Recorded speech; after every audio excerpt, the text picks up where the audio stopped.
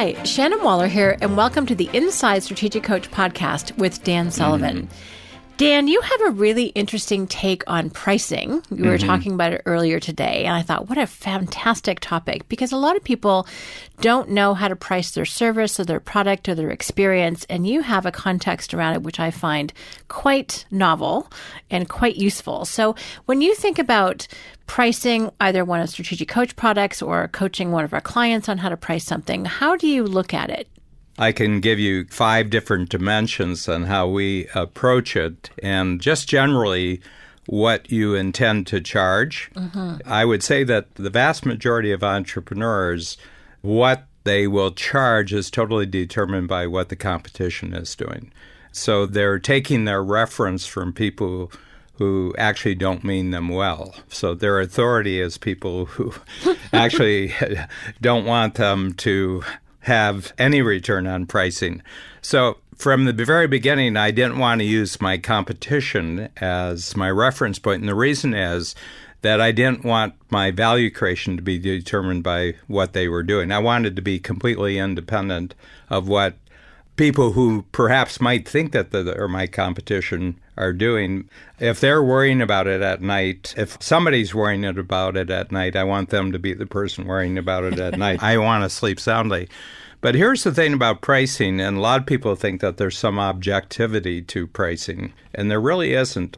One of my clients who's really, really knowledgeable on the stock market, he said that the average price on the big board on the New York Stock Exchange now lasts 21 seconds. 21 seconds. So the price has changed. Well, what's that determined on? I said, well, for this next 21 seconds, this is what it costs. And 21 seconds later, and it can go up and it can go down. And the sheer complexity that determines that is being determined by a million different factors. So there's no objective way of knowing what the price is except what you have to pay right at the moment. So it's totally subjective. But I tried to get a handle on this in terms of pricing. So, for example, I said, now I don't want to know what my competition is charging. You know, if they have a $10,000 price, I don't want to know what they're doing for that. I'm going to look entirely at the check writer, at the customer, and I'm going to say, when they spend $10,000 on something, what kind of experience are they buying with $10,000? And how does that experience get packaged? What comes along with that experience? So, for example, it might be, you know, for certain check writers, it might be a week in New York at a really good hotel, have great restaurants. You know, they go to shows and everything else, and it's for a whole week, and it's $10,000. So I said, so what is their criteria while they're spending $10,000 in New York for what kind of value they're receiving in your money? And all of a sudden you begin. So I said, you know, I kind of have to look like New York. I have to look like a really great hotel. I have to look like a really great restaurant, a first-class show, and then just the general experience of $10,000. It isn't about what a workshop or what a program or an educational conference gives you for $10,000. Is what do people expect? At our highest level right now, you know, it's $50,000. So I say, you know, what do people pay $50,000 for? Well, they spend that, you know, and this isn't the highest price, but they spend it on great college year for their children. So I said, so what kind of satisfaction, what kind of emotional experiences are tied? And these are all subjective. These are not objective, okay? And you just have to get in what they think is valuable, that they would write a check for $50,000. So that's one thing, that it's entirely subjective, and you have to see it entirely through the check writing pleasure of your clients and customers. You do not look at it from any other standpoint of competitiveness in the marketplace with other people, and their coaching is a big deal. And this is a topic for another podcast, Shannon. I think coaching is the number one industry of the 21st century, as important as management was in the 20th century. So my feeling is the 21st is going to be more and more of a coaching century. Every area of human activity is going to be coaching. Second one is that when you're scared about quoting a price, remember, you're the only one scared about it. The person who is the prospect or the potential customer or client, well, they're not scared of your price because they haven't heard your price. So all the fear you have about pricing is strictly going on in your own nervous system and in your own brain. And the confidence with which you say the price is part of the sale, okay? And in order to make yourself confident, you got to be okay with a no. You got to be totally upfront that it's $50,000, and they say, oh, no, I'll do it for 40. And I said, I'm sorry. I said, the kind of people who join my program don't even look at that as a cost. They look at it as an investment. So you're looking at $50,000 as a cost. So what that tells me is that this is not the right program for you. So people who pay $50,000 for our upper level program, they say, well, that's getting what I'm going to get out of this program. That's a pretty good deal. Okay. So that's another thing. And then the other thing, I've got like a formula that anytime you ask for a price, the first time that's higher than any price that you've ever quoted in the past, it's going to scare you. And that's very, very natural, because the 4 C's concept we have in the program is that you're committed to quoting a higher price because you believe you're worth it.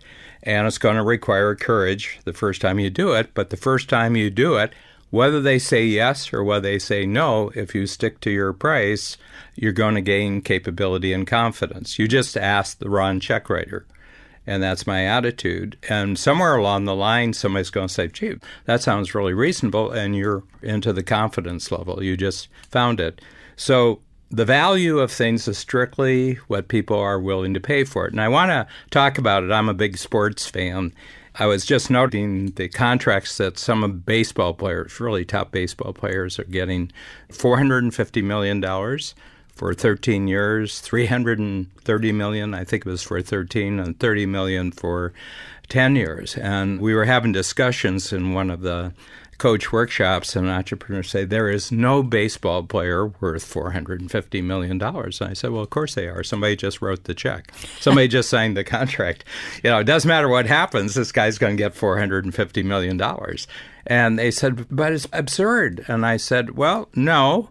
And I said, I'll give you a number. I said, first of all, it's only billionaires who write this check. So somewhere along the line, they got to be a billionaire because they kind of understand pricing. So if they're writing a $450 million check over 13 years, they probably have a 10 times multiplier in there somewhere that if I do this now, I'm going to get $4.5 billion back from this investment.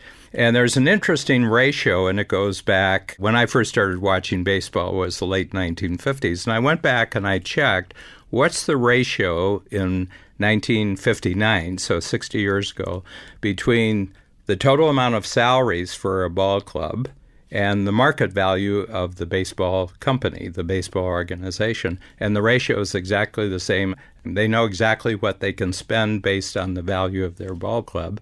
And in the end, the ultimate value for them is what they would sell their ball club for.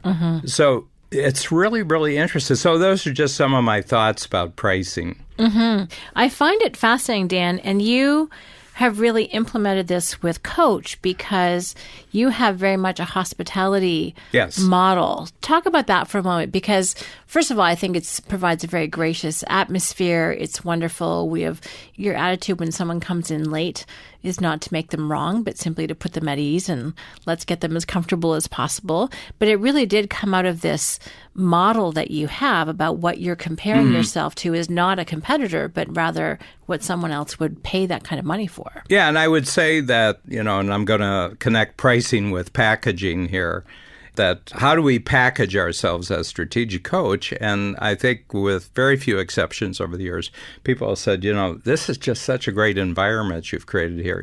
The way it's designed, way it's decorated, how everybody interacts with us. And I said, yeah. And I said, I've always had a passion of visiting when I wasn't staying there, and oftentimes staying with really top-notch hotels. And I just watch what it feels like when you walk into what they call a 5-star hotel. We had a very famous local example that is now I guess, probably 50 years old, and it's the Four Seasons Hotel that started with a motel in Toronto back in the late 60s or early 70s. And from the moment you walked through the doors, you just felt taken care of. And I said, so one of the things that people associate with a great experience and a great return on any kind of check they write is that they immediately feel that they've been totally taken care of by the other people. So I tell our team, I said, they're coming for the workshop, and we constantly try to improve the impact of the thinking exercises and the way the structures happen in the workshop. But I have to tell you, their most memorable thing from the time they arrive, and even before they arrive, how they were communicated with before they arrive, is that they felt totally taken care of. And I remember the Four Seasons had a great line for a number of years. It's "you're home when you're not at home." And yesterday in one of our workshops, somebody who, really, really knows educational conferences and workshops, he said, I want to tell you, this is my second visit, and I've been here, for 2 days and then 4 days because they get a double up at the level that they're at. And he said, I just feel like at home. And then a lot of people in the room said, yeah, I feel kind of like I'm at home here. And to me, that's us getting a 5-star rating. It's a 5-star rating. We've done our job as far as how they feel about the fact that they're writing what other people would consider a really big check, what it costs for something. And I feel that if they feel at home, the term cost is not part of their thinking. It's an investment, and they got this out. And what we're going to show them that for as long as they feel that this is a worthwhile investment, we're going to keep increasing the different ways in which they feel at home. That all goes into my pricing. So I see it more and more, not from our point of view. I see it certainly not from the point of view of our competitors. I see it entirely from who are our check writers and what do they feel good about when they write a check this big, that they feel they're going to get a tremendous return. So, Dan, we've talked about what pricing is, and I think you've really also described why it's important. How can people take action on this? Some people are so aware of what their competitors are doing, and they're always trying to get ahead. But this is really a different mindset around pricing. So what can people do in their own business? You talked a little bit about packaging to really kind of implement this way of thinking in their own practice, in their own field. Well, first of all, if you're starting to get bored with your business, your price isn't high enough. Okay? So whatever price you're charging for what you consider to be your maximum service and your best capabilities, but it's not doing the trick anymore. There's no magic to it for you. You aren't charging enough. So I remember back during the downturn in 08 and 09, one of our sales team brought up, would we ever discount during this period? And I said, well, I wouldn't discount, but I might double.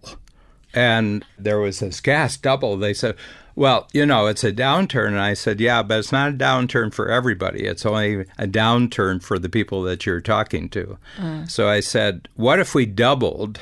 And it was going from 10,000 to 20,000, I remember at the time. I said, why don't we just create this new program and we'll charge 20,000 for it? And it filled up like nothing. Okay? And this was a great learning experience for me because some people we had known about for 10 years. We'd been talking to them for 10 years. And they said, yeah, I'm going to do the program sometime. But the moment we doubled our price, they started to sign up, and we had no problem selling out at twice the price we'd ever charged. And I have to tell you, I was very confident talking to our salesperson. Yeah, we might double. I was scared. I was scared. I was really, really scared. I almost said a bad word there.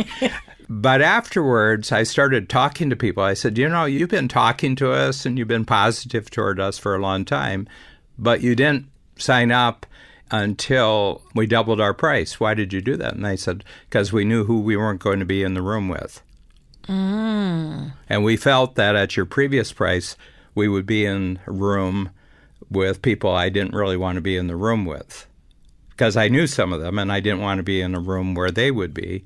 But at double the price, I knew it was too rich for them. That type of person would never be. So again, this is very psychological. This is about they're buying an experience. Okay. So the other thing about price is if you're thinking about product or you're thinking about service, I have to tell you, price is never based on product or service. Harley Davidson would be a great example. Anybody who knows motorcycles knows that Harley Davidson is not the best motorcycle in the world. But the experience of owning a Harley and the sound of a Harley, especially the sound, it's a patented sound, is the most desirable motorcycle experience in the world. Not the greatest machine, not the greatest engineering, not the fastest and everything else. So people are overpaying for an experience. I mean, some people would say they're overpaying. And I have an older brother who for 20 years was a acoustical engineer for Harley, and his job was to modify the Harleys at the factory so they would pass the noise restrictions of any country, and then he had a way that once you got it into the country, you could turn the Harley sound back on, So I know this subject very, very intimately, and I said that they're not paying for a product here, they're not paying for a service, they're paying for an experience. I find this fascinating because a lot of people don't recognize that, and I think they, it sounds harsh, but dumb themselves down or dumb down the experience or commoditize themselves when in fact what they need to be doing is increasing the value of the experience and increasing their price to make it exciting and a little bit scary. I mean, your pricing formula of double and then add 20% is scary. Well, yeah. So just to end this off, I've got this kind of smart mouth answer. People say, well, how should I price that? And I says, well, raise your price in your mind right now and tell me when you're scared. And they say, okay, I'm scared. I'm scared of this price. And I said, okay, so your formula is, number one, the price you're charging scares you plus 20%. And they said, oh my God, I'm really scared. And I said, no, listen to me. I said, you're the only one who's scared here. There's no check writer in the world who's scared now because you haven't asked anybody to write this check. And they said, well, why the 20%? And I says, because when they don't blink, then you don't have to kick yourself afterwards. And again, it's just psychological. It's just your confidence level.